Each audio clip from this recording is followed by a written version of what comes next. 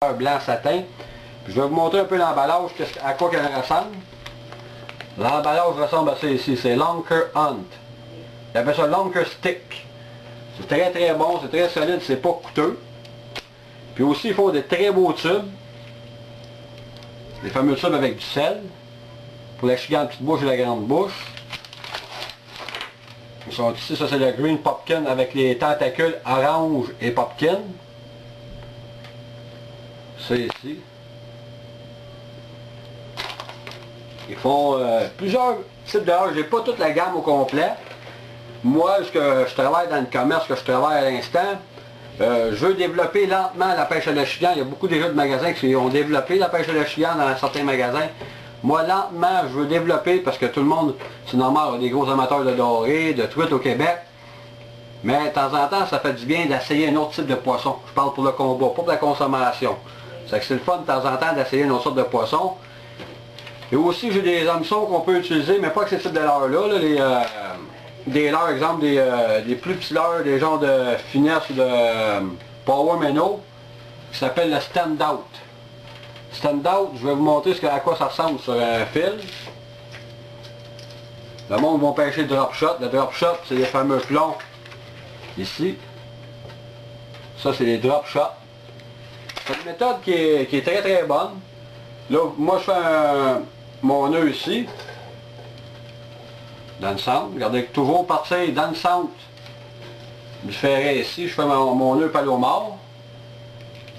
Quand vous avez commencé à faire ce type de nœud-là, vous n'arrêtez plus de les faire après. Les nœuds torsadés, vous en faites moins. Là, j'ai un très gros fil, j'ai un monoclément de 30 livres, mais pour ceux qui pêchent dans des obstacles herbeux, avec beaucoup de bois, quand vous flippez, vous faites de la pêche au flipping, on appelle ça de la pêche à bout portant. Ça prend un fil très puissant, parce que si votre poisson fait le tour des arrowheads, ou des nunéphores ou d'un arbre, vous êtes capable avec votre fil de briser la branche ou l'obstacle, la ramener au bord avec votre poisson pour être capable de gagner votre tournoi. Des fois, c'est juste ça, ça prend un gros fil. Parce que le pas du monde, dans les commerces où je travaille, souvent, ils disent, c'est trop gros ce fil-là, 30 livres, le chigan grande bouche, puis ça vous prend ça, sinon vous allez perdre votre poisson. Le poisson, là, avec, c'est comment se cacher puis se défendre dans son élément. Regardez bien là, regardez ce que ça tient très très droit. Fait que là, on va vous montrer le type de leurre que j'utilise pour mettre dessus. Exemple, quand vous pêchez drop shot. Quand vous pêchez drop shot, puis, je peux vous dire que moi je pêche, regardez, je vous parle de Lunker Hunt, mais il y a des très bonnes compagnies de produits. Toutes les compagnies aujourd'hui font des très bons leurres. Chacune compagnie a ses qualités. Je pêche avec des petits poissons comme ceux-ci, des power bait. C'est ici. Vous venez prendre ça. C'est un gros format. Je prends un plus petit format parce que pour la grosseur, la dimension du leurre, je viens le piquer pareil comme ça serait sa bouche. Je lui sors sur le dessus du crâne. Et fait de la pêche stationnaire. La pêche stationnaire, vous le lancez, vous le laissez aller, descendre au fond, et vous le traînez lentement. Vous traînez votre leurre en donnant quelques coups. Vous attendez. La pêche, comme je vous dis, de finesse, la pêche lente, ça n'a pas de fruit.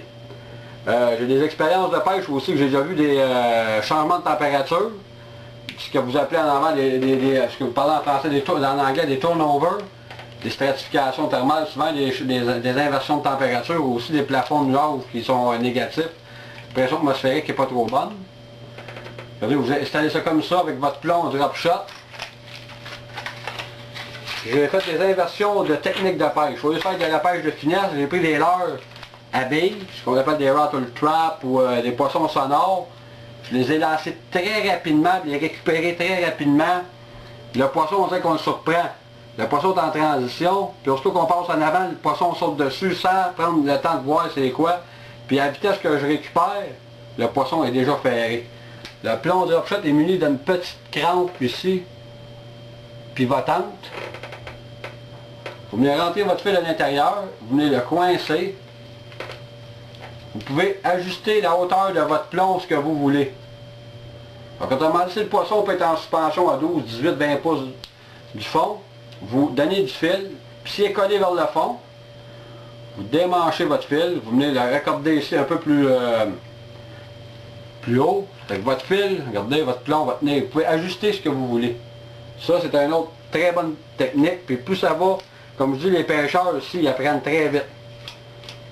Je peux dire que s'il y aurait des tournois ici contre des Américains, je ne serais pas gêné que les Québécois gagnent ici. Parce qu'on a un gros potentiel de pêcheurs, puis ça évolue rapidement ici. Aussi les têtes de tube que j'utilise, ben moi j'ai une préférence personnelle là. C'est la compagnie Venom. Je vais vous montrer ce que ça a l'air un peu. Les têtes Venom ici, c'est parce que c'est un hameçon qui est à gap large. Un gap large, je vais vous montrer c'est quoi. Regardez la qualité de l'hameçon aussi. C'est ça un gap large, j'insère ça dans mon tube.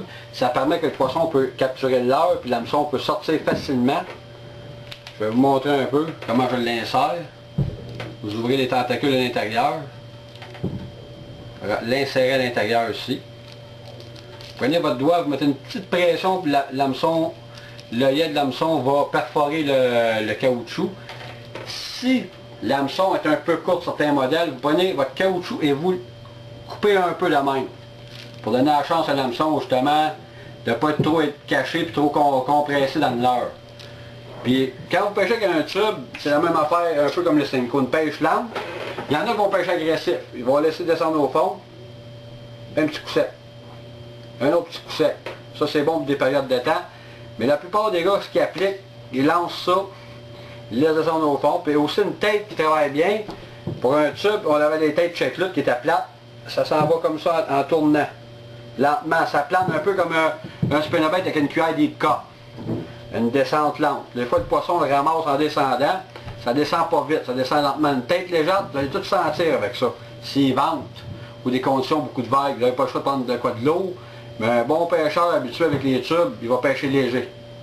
Même il y en a qui pêchent avec un hameçon White Gap, muni d'un plomb fendu. Je vais essayer de vous montrer ce que ça a de l'air. Des plombs fendus comme ça ici.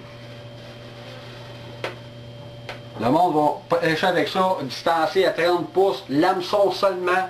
Avec ça ici, ça va descendre encore plus lentement, le poisson va le prendre, il va le garder dans sa bouche très longtemps. Ça, c'est une très bonne technique. Avec les fameux tubes, jamais négliger ça. Puis il y en a des tubes, des têtes avec des baies à l'intérieur, des rattles qu'on appelle en anglais. Ça fait beaucoup de vibrations. Et aussi, vous avez des têtes comme ça ici. Qui sont avec une vis, avec un ressort pour insérer, visser dans la tête au bout d'un tube ou d'un verre de plastique. Exemple, le tube il est bon, mais si vous avez des joncs très denses, vous pouvez prendre un hameçon White Gap. Là, ça me prenait des petits hameçons 1.0, je pense que je les ai pas avec moi, je vais vous montrer un peu. Prenez encore votre fluorocarbone. Les petits trous souvent de ces petits plomb-là sont très fins. Prenez un hameçon, exemple, je vais essayer d'en trouver une petite. J'en ai une ici, mais pas encore assez petite. Vous pouvez essayer ici un White Gap. Je vais essayer d'en trouver une encore plus petite. Parce que j'ai un pic d'insertion, puis je ne peux pas utiliser ce type d'hameçon-là pour le mettre sur le bout. Je vais faire un exemple, je vais prendre un hameçon octopus. Ici, là, je vais juste faire un nœud torsadé pour me dépêcher.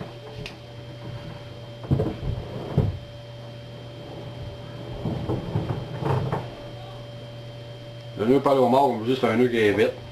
Regardez, justement, mon fil est tellement gros, mon nœud, j'ai même pas le temps de l'attacher, c'est démanché. C'est ici. Faites plusieurs tours quand vous faites des nœuds torsadés entre 6 et 7 tours. Toujours le mouiller. C'est ici.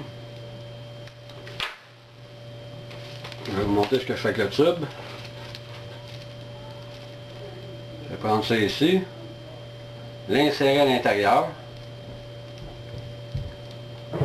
Je vais aller un peu plus large, parce que ça prend au minimum 1,0 à 2,0 comme hameçon pour mettre à l'intérieur. Là, j'ai un petit hameçon, un octopus, c'est que c'est pas facile à insérer sur mon verre de plastique. vais le piquer ici. Quand c'est un wide gap, il va être piqué, il va aller relier le dessus du dos du tube. Vous venez ici, vous rentrez votre ressort d'insertion et vous vissez très serré.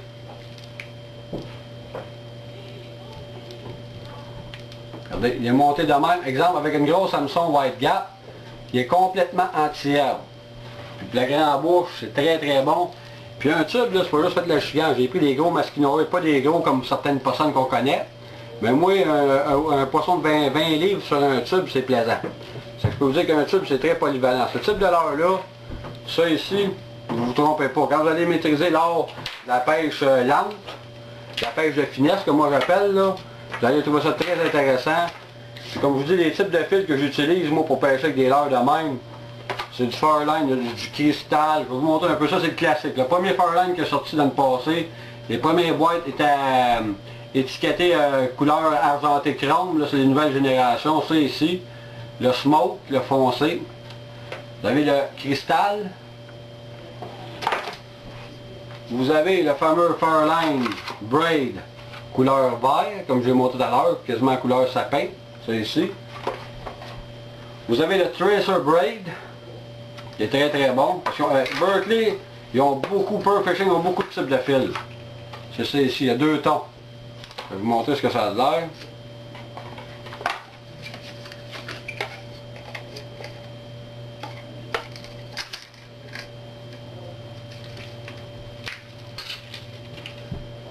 Bon, regardez là, je vais le faire passer devant la caméra. Je vais le faire passer devant la caméra, regardez, il y a un côté très fluo. Regardez, il est très fluo. Hop, il change de couleur. Mais ça, c'est un peu comme je vous disais, un strike indicator. Quand vous voyez votre fil rentrer dans l'eau puis se tasser, bouger, ça vous permet de savoir que vous avez une touche au bout de votre leurre.